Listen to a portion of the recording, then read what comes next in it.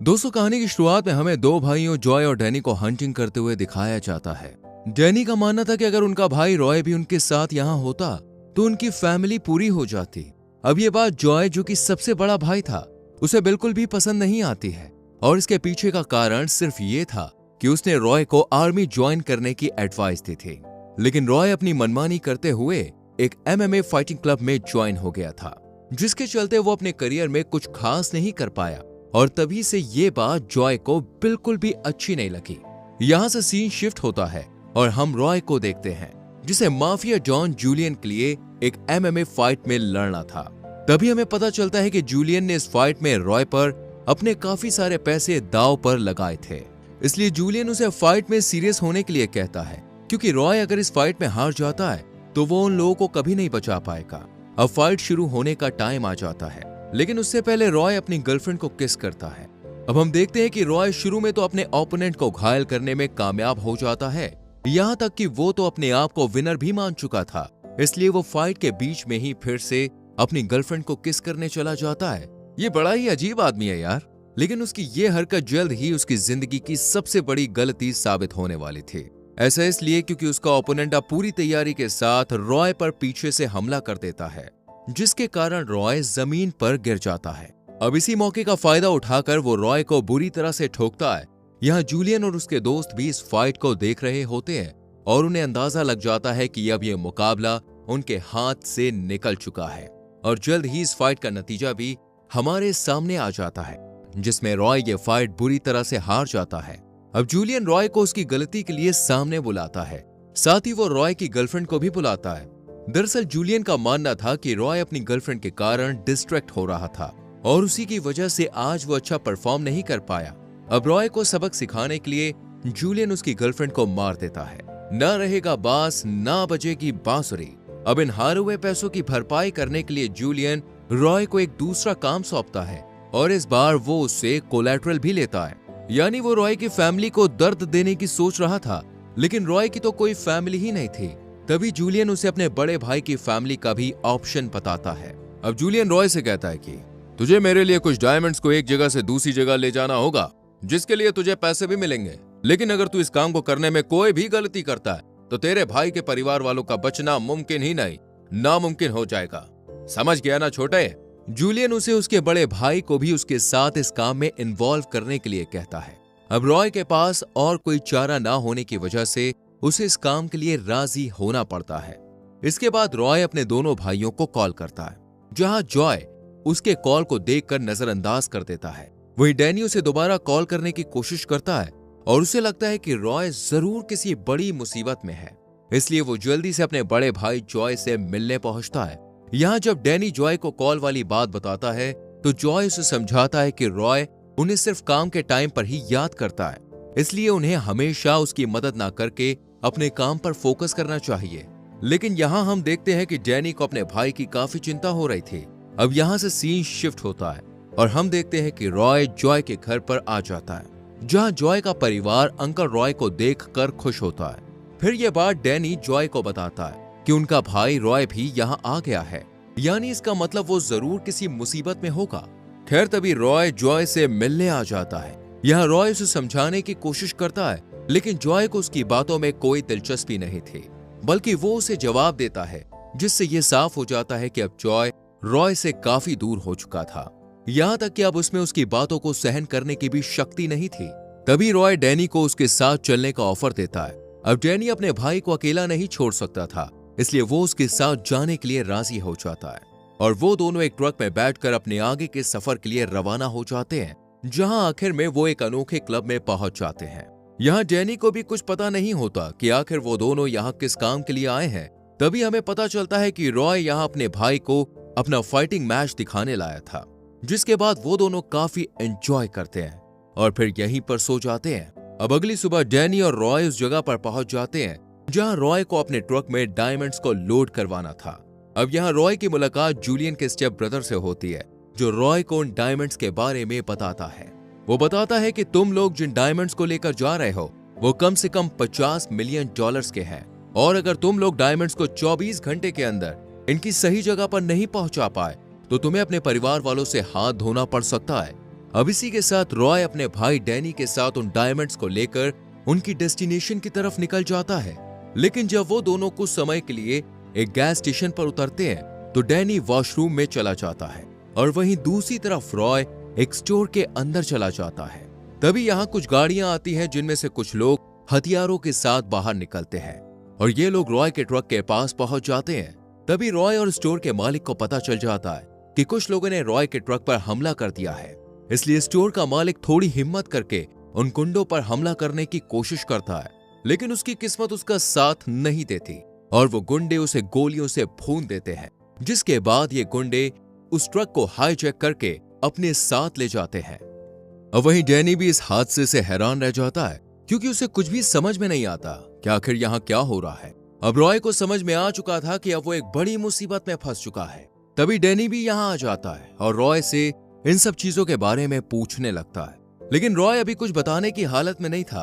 तभी डैनी रॉय को एक कार दिखाता है जो शायद उसी स्टोर की थी।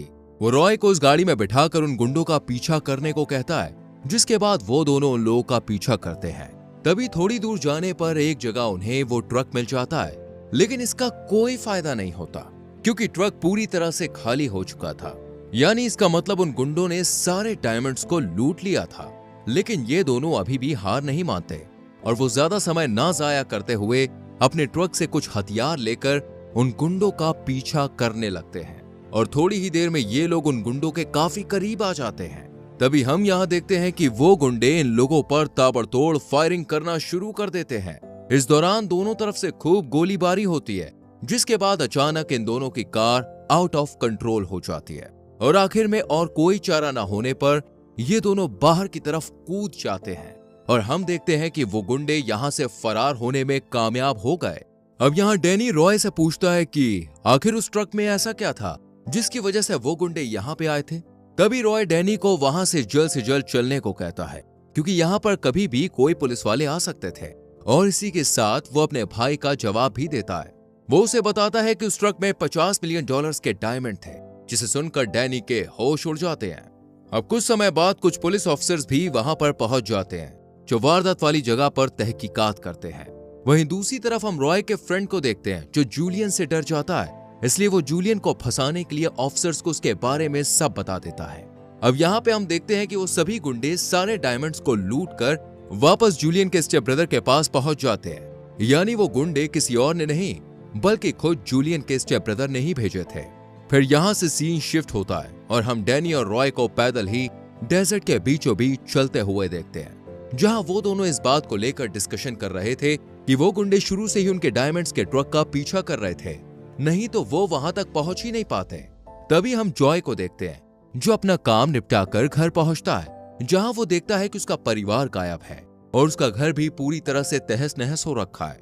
इस बात से परेशान होकर जॉय अपने भाई डैनी को कॉल करता है, जहां उसे पता चलता है कि रॉय भी उनके साथ ही है। अब इसी के साथ जॉय को पता चलता है कि उसकी फैमिली के गायब होने का कारण रॉय था, इसलिए वो तेजी से उसके पास जाने की तैयारी करता है। वो अपने सभी हथियारों को इकट्ठा करता है और अपने भाइयों के पास जाने लगता है। वहीं अब डैनी भी रॉय से गुस्सा हो जाता है क्योंकि इस बार उसने न केवल अपनी बल्कि अपने साथ साथ अपने पूरे परिवार की जान को खतरे में डाल दिया था, इसलिए वो गुस्से में वहां से चला जाता है। वहीं रॉय उसे समझाने की कोशिश करता है, जिसके थोड़ी देर बाद डैनी उसकी बातों को समझकर वहां रुक जाता है। तभी बड़ा भाई जॉय भी यहाँ पर आ जाता है, जो रॉय को सारा माजरा समझाने के लिए कहता है।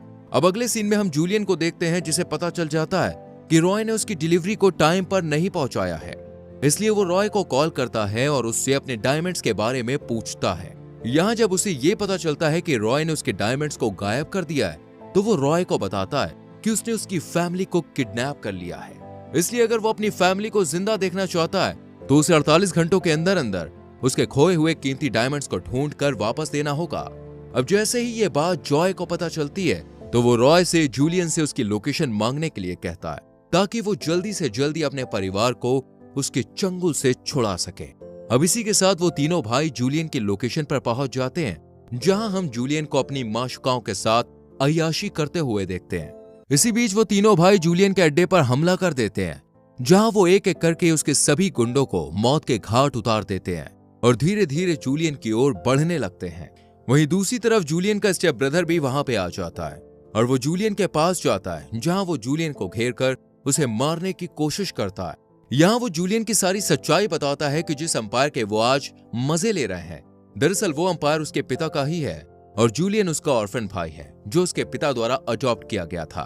अब यहाँ जूलियन उसे समझाने की कोशिश करता है कि हम दोनों भाई हैं और हमें साथ में मिलकर काम करना चाहिए।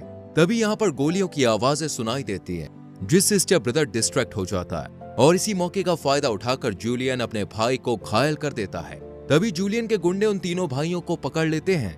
अब इसी के दौरान स्टेप ब्रदर जूलियन को गोली मार देता है, जिससे उसकी मौके पर ही मौत हो जाती है। वहीं अब जूलियन के गुंडे वहां पहुंचते हैं तो स्टेप ब्रदर उनसे झूठ बोलता है कि रॉय ने जूलियन को मार दिया। फिर क्या, वो सभी रॉय को अपने साथ बंदी बनाकर ले जाते हैं, जिसके बाद हम डैनी और जॉय को अपने भाई के लिए परेशान होते हुए देखते हैं और फिर वो दोनों पूरी तैयारी के साथ अपने भाई रॉय को बचाने पहुंच जाते हैं। और वहीं दूसरी तरफ स्पेशल फोर्सेस को भी पता चल जाता है कि जूलियन के लोग कहां छुपे हुए थे, इसलिए वो लोग भी उनकी तरफ आने लगते हैं। अब डैनी और जॉय भी जल्द से जल्द अपने भाई की लोकेशन पर पहुंच जाते हैं, जो कि एक माइनिंग की जगह थी। यहाँ हम देखते हैं कि रॉय को पता चल जाता है कि स्टेप ब्रदर ने जूलियन को धोखा दे दिया है, यहाँ तक कि उन डायमंड्स को भी उसी ने चुराया था।